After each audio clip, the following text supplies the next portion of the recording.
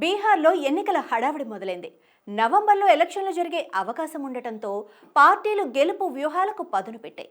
ఓటర్లను, ముఖ్యంగా మహిళా ఓటర్లను ప్రసన్నం చేసుకునేందుకు సమాయత్తమవుతూ అధికార, ప్రతిపక్ష పార్టీలు హామీలతో ఊతరగొడుతున్నాయి.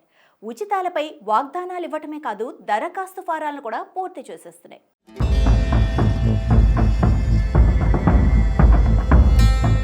మహిళా ఓటర్లను ఆకర్షించడమే లక్ష్యంగా రెండు ప్రధాన కూటములు ప్రోత్సాహకాలు ప్రకటిస్తున్నాయి. ఎన్డీఏ మిత్రపక్షాల కార్యకర్తలు ఊరూరా తిరుగుతున్నారు. ముఖ్యమంత్రి మహిళా రోజ్గార్ యోజనకు అప్లై చేసుకోవాలని దరఖాస్తు ఫారాలు అందజేస్తున్నారు. మరోవైపు ఆర్జేడీ, కాంగ్రెస్ పార్టీ నాయకులు తాము అధికారంలోకి వస్తే మై బెహన్ మాన్ యోజన పథకాన్ని అమలు చేస్తామంటూ ప్రచారం చేస్తున్నాయి. అందులో భాగంగానే మహిళల నుంచి ఇప్పటి నుంచే దరఖాస్తులను స్వీకరిస్తున్నాయి. ఉచితాల రేసులో ఉన్న మరో కొత్త పార్టీ జాన్ సూరజ్. ఎన్నికల వ్యూహకర్త నుంచి రాజకీయ నాయకుడిగా మారిన ప్రశాంత్ కిషోర్ ఈ పార్టీకి సారథ్యం వహిస్తున్నారు. పరివార్ లాబ్ కార్డు పేరిట ఈ పార్టీ శ్రేణులు కూడా ఇళ్లల్లో తిరగటం మొదలుపెట్టేశాయి.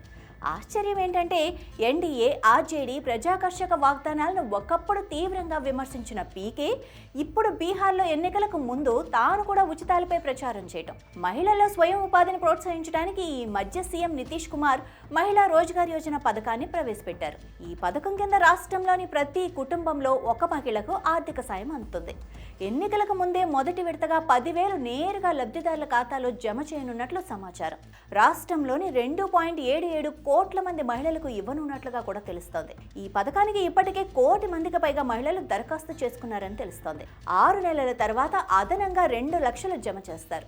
చిరు వ్యాపారం ప్రారంభించుకోవటమే ఈ పథకం లక్ష్యం కాగా, సెప్టెంబర్ 20 తర్వాత లబ్ధిదారుల బ్యాంకు ఖాతాల్లోకి నగదు బదిలీ ప్రక్రియ ప్రారంభమవుతుంది. దరఖాస్తుదారు, ఆమె భర్త ఆదాయపు పన్ను చెల్లింపుదారులు కాకపోతే ఈ పథకానికి అర్హులుగా నిర్ణయించారు. ఈ పథకానికి దరఖాస్తులు వెల్లువెత్తుతున్నాయి. ఆన్లైన్లో దరఖాస్తు చేసుకునేందుకు మహిళలు నెట్ సెంటర్ల ముందు క్యూ కడుతున్నారు. బీహార్ ఎన్నికలలో ముఖ్యమంత్రి మహిళా రోజ్గార్ యోజన అనేది ఒక గేమ్ చేంజర్ అవుతుందని రాజకీయ విశ్లేషకులు అభిప్రాయపడ్డారు. ఎన్నికలకు ముందు మహిళలకు 10,000 నగదు ప్రోత్సాహకం ప్రకటించడం ఇంతకుముందు ఎప్పుడూ చూడలేదు. కులం, తరగతి, సమాజానికి అతీతంగా మహిళలు ఈ పథకం నుంచి ప్రయోజనం పొందడానికి ఆసక్తిగా కనిపిస్తున్నారు. అయితే వారు నితీష్కు విజయాన్ని కట్టబెడతారా లేదా అన్నది ఈ ఎన్నికల తర్వాత బయటపడుతుంది. వాస్తవానికి మహిళా కేంద్రీకృత సంక్షేమ పథకాలు తొలుత తమిళనాడులో ప్రారంభమై ఆ తర్వాత ఏపీ, కర్ణాటక నుంచి ఉత్తరాది రాష్ట్రాలకు విస్తరించాయని తెలుస్తోంది. ఇదే సమయంలో ఆర్జేడీ, కాంగ్రెస్ కూడా మహిళా ఓట్లను రాబట్టుకునేందుకు మై బెహన్ మాన్ యోజనతో ముందుకొచ్చాయి. ఈ పథకం కింద పేద, నిరుపేద కుటుంబాల మహిళలకు నెలకు 2,500 ఇస్తామని చెబుతున్నారు. ఆర్జేడీ నాయకుడు తేజస్వి యాదవ్ అమలు కాని వాగ్దానాలతో మహిళలను తప్పుదోవ పట్టిస్తున్నాడని బీజేపీ, జేడీయూ నాయకులు గతంలో ఆయన తీవ్రంగా విమర్శించారు. ఇప్పుడు అవే పార్టీలు ఆ పని చేస్తుండటం గమనార్హం. ప్రశాంత్ కిషోర్, జన్ సూరజ్ పార్టీ పరివార్ లాబ్ కార్డుతో ఎన్నికల బరిలోకి దిగుతుంది. తాము అధికారంలోకి వస్తే ప్రతి కుటుంబానికి నెలకు 20,000 ఇస్తామని హామీ ఇస్తూ ఆ పార్టీ ఇప్పటికే 50 లక్షల దరఖాస్తులను సేకరించిందని సమాచారం.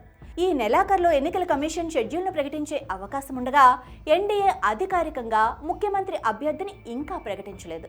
ఇక ప్రతిపక్ష కూటమి తరపున తేజస్విని సీఎం అభ్యర్థిగా ప్రకటిస్తారన్న ప్రచారం జరుగుతోంది. బీహార్లో పురుషుల కంటే మహిళలు ఎక్కువ సంఖ్యలో ఓటింగ్లో పాల్గొంటారు. వారి ఓట్లే విజయావకాశాలను శాసిస్తున్నారు. అందుకే పార్టీలు వారికే ప్రాధాన్యం ఇస్తూ పథకాలు ప్రవేశపెడుతున్నాయి. 2010 నుంచి జరిగిన ప్రతి అసెంబ్లీ ఎన్నికల్లోనూ మహిళల ఓటింగ్ శాతం పురుషుల కంటే ఎక్కువగా ఉందని ఎన్నికల కమిషన్ డేటా చూపిస్తోంది. 2020లో 59.7% మంది మహిళలు ఓటు వేయగా 54.7% మంది పురుషులు ఓటు వేశారు.